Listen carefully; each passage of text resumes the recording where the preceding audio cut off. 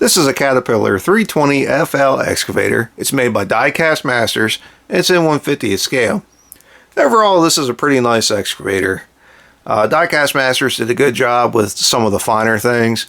Just sitting on the shelf, you can see that the paint job is very good on it. The decals are nice and crisp. And one of the nicer things is the addition of all the mirrors and lights and everything. It just it gives it that little bit of extra detail that makes it stand out from a lot of the other excavators of this size. And for the price, I think you get a pretty good value out of these 320s. Now the 320F, this is the current generation of excavators. It came pretty quickly after the E series, at least I think it did. And I've heard that the F basically stands for, like, it's the final version for the emissions, the tier 4 final or whatever. And that basically you're going to see the F series for 10, 12, 14 years. Like, they're going to be around for a while. Whether that's true or not, I have no idea. You know how rumors can be. Everybody always knows everything about heavy equipment. So we'll see how that goes. As far as the model goes, though, it's, like I said, it's really pretty nice. It's got a good weight to it. The undercarriage is nice. The tracks are spring-loaded.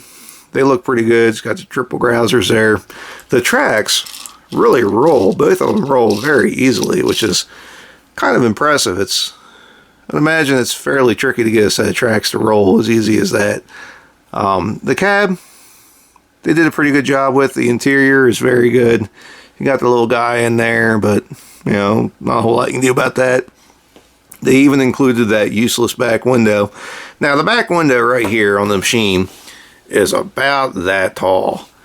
It's not really good for anything. If you look out the back window, the only thing you can see is this hood. Most guys, well, maybe not most guys, but an awful lot of guys will take a piece of cardboard or something. I've even seen where people will spray painted this window black just because it keeps the sunlight off of your neck, and it's not good for anything anyway. One thing that's kind of interesting is this orange roof panel here. I guess that's supposed to be tinted. The one that I ran, I don't believe the roof was tinted like that. I don't know if that's something they're doing now. I have no idea, but it's kind of interesting. It's all right. I can see where it might be nice to have a little bit of tint there. Whatever. Like I said, overall the paint is very good. The decals are very good. You can see the warning labels there on the side of the house. They're also there on the stick. And they're really nice and crisp. They look good. The paint's got a nice shine to it. On the boom, you have the hard lines cast into the boom there, and you have your lines running back in there. You can even see your swing motor if you look real close. And you do have some soft lines here for the cylinders. No remote lines or anything like that, though, which is that's a little bit disappointing. But you don't have a coupler or anything, so I guess it's not terrible. The rivets have been painted, which look good. The top of the boom cylinders are not painted, which would have been nice, but to be honest, you really don't notice it. One minor detail that I like is the step grating is hollow, and it looks pretty good, as well as the walkways up here. That texture looks pretty good. I like the bucket. You got the nice mean cutting edges there on the side. The teeth look pretty good, as well as all the rest of the wear strips. As far as range of motion, it's mostly pretty good. The stick I don't think comes in far enough. However, it does go straight out, which is just about right. The bucket could probably come back just a little bit more, and I think it could curl in a little bit more as well, but really it's not terrible. The boom will go up all the way, but it's not quite stiff enough to hold itself up. Now, what's interesting is if you take the boom all the way down, it gets real stiff. I mean, that gets pretty hard to push down. and then trying to get it back up again, like it's so stiff.